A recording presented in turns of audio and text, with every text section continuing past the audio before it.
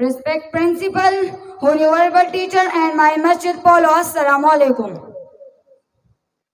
Today, by the grant of Allah Almighty, I have got an opportunity to deliver on the topic of Siratun Nabi.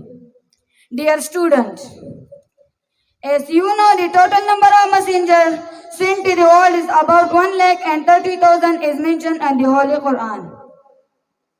The first prophet Hazrat Adam alayhi salam, and the last one is our holy prophet Hazrat Muhammad sallallahu alaihi wasallam.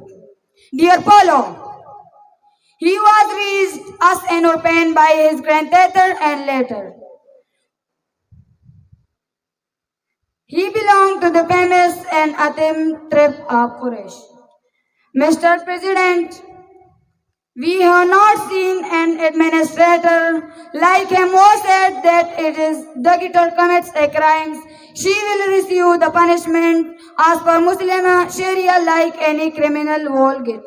Dear fellow, in his region, the children and women were given respected, the non-Muslim were never discouraged from protecting and their religion.